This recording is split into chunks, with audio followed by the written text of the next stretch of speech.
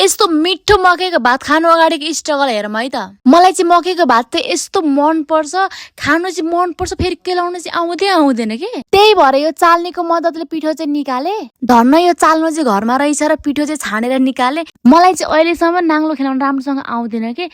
चामल त जसो तसो केलाउँछु, भुस त छुट्याउँछु होइन, तर यो मकैको चामल केलाउनु आउँदैन क्या अझै पनि। त्यहाँ हेर्नु न, मलाई यो दिन फेरि घरमा कोही पनि थिएन कि, कसलाई देखाउनु भयो कि भएन भनेर केलाको केलाई चाहिँ यति धेरै निकाल्यो, फ्याक्दा सकिन लागिसक्यो। हाम्रो मम्मीले चाहिँ मकैको चामल केलाउँदाखेरि हो यस्तो गरेको देखेको थिएँ कि, अनि म पनि गरेँ। के को छरिएर जम्मै फेरि यो किन गर्छन् भने पनि थाहा छैन कि। त्यही भएर केटी हो, काम चाहिँ बेलैदेखि सिकिराख है, कुनै न कुनै दिन त काम लागिहाल्छ नि।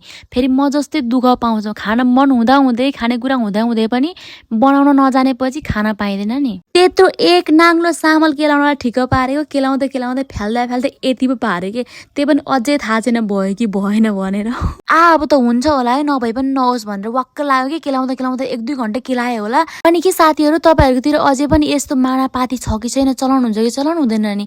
हाम्रोमा चाहिँ मानापाती दुइटै छ, अनि हामी चाहिँ भात पकाउने बेलामा चाहिँ यो मानाबाटै भरेर पकाउँछौँ कि। अनि अर्को कुरा के साथीहरू, मैले मकैको चामल पनि फर्स्ट टाइम केलाको, भात पनि फर्स्ट टाइमै पकाएको हो क्या आज पो भनेको छु है। यो भिडियो आजको चाहिँ होइन, अस्तिकै हो। मैले एडिट गरेर चाहिँ आज हाल्दैछु नि त, त्यही भएर आजै भन्दै ल। अनि के साथीहरू, मैले भिडियो बनाउने सुरुमा चाहिँ जहिले पनि एउटा न एउटा काम बिर्सेकै हुन्छु कि।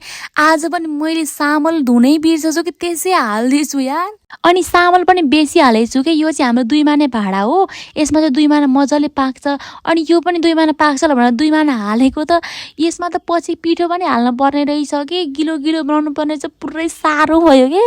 धन्न पकाउँदै बुवा आइपुग्नु भएर पिठो चाहिँ हालिदिनु भयो, नत्र त म यस्तै निकाल्थेँ कि। चामल धेर भएछ, फेरि भात नपाकेर भर्साउँदा बल्ल पाकेको यार। अबदेखि म यस्तो एक्सपेरिमेन्ट गर्दिनँ भन्यो होइन, सिक्नुपर्छ भनेर गर, जहिले मबाट यस्तै काण्ड हुन्छ के। यो भात नपाकेको भए घरकाले मलाई मार्थे, जहिले मबाट यस्तै काण्ड हुन्छ हो। अहिलेसम्म म जस्तै मकैको भात पकाउन नजान्ने, मकैको चामल केलाउन नजान्ने को हुनुहुन्छ कि हुनुहुँदैन तल कमेन्ट गर्नु ल।